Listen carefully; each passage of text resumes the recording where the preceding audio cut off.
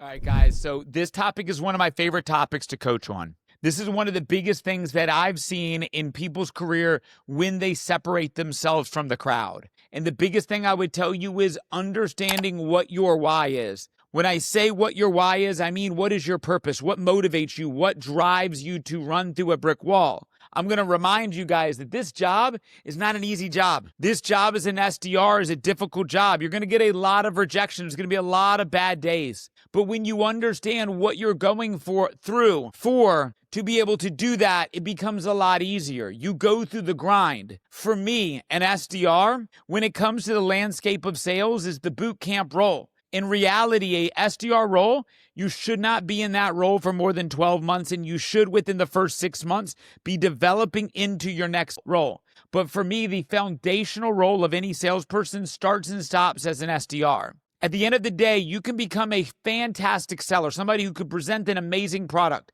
But if you don't have customers to sell and you don't know how to go get customers to be able to present, who cares how good of a presenter you are if you can't get customers? So in most organizations, they have SDRs who are going to ultimately set the table for the AEs to be able to present and close deals. But why depend on an SDR to go set the table when you can go get the food yourself? So for me, why I love to teach every single person who has a goal to become an SDR first, or goal to become an AE first, to be an amazing SDR, so that you always are in control of your own destiny.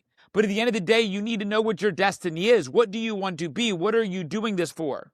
In my opinion, the wrong answer for this is money. If you're doing this for money, then I tend to think that candle will burn quickly. I tend to think that you will burn out in this role quickly when you're doing it for money. Now, let me be clear. If you don't have a major education like a guy like me, if you weren't great in school like a guy like me, sales can be an automatic, fantastic vehicle for you to make a great career for yourself and make a ton of money. For me, at the age of 21, in my first real sales job doing collections for a company called Capital One, I was making 2 times the amount of money than my mom ever made in her career as a teacher. And my mom had a master's degree and had taught for over 25 years, and I was making twice as much because I excelled in the art of sales. Now, I've gotten significantly better over that, but my motivation never changed, and I've always been driven by growth. I've always been driven by learning more. Guys, I look for people when I recruit salespeople, I look for people who are passionate about learning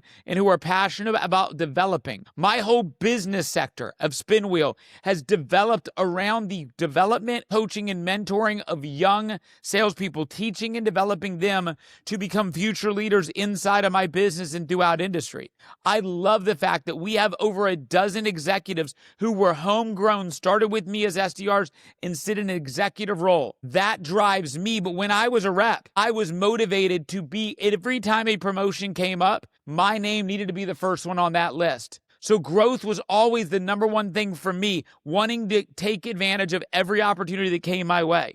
The second thing that always drove me as a guy who came from with an athletic background is I loved competition. I love it when somebody told me they thought they were better than me and I could absolutely compete with them. So when I looked at my numbers every single day, I looked at that dashboard, I looked at it like the scoreboard. And I didn't just want to win in points, but I wanted to win in assists, rebounds. I wanted to dominate every metric that was in my control, and that drove me to do that. That was far more motivational. Being number 1 on the board, beating the number 2 person handily, was far more motivational for me than making a big paycheck. Now, the great news is when you have a real why that's above and beyond the pay, you end up making a ton of money in sales anyway. But when you're focused on making money and that's your number one driver, it's easy for you to quit. It's easy for you to give up. It's easy for you to lay down to a tough day and to lose your attitude. But when you're working for something bigger than yourself, when you're a part of something with a company that's exciting, that's growing, and you have leaders that are willing to push you, that for me has been the thing that I've looked for the most. Before you decide to go and become an SDR and get that job,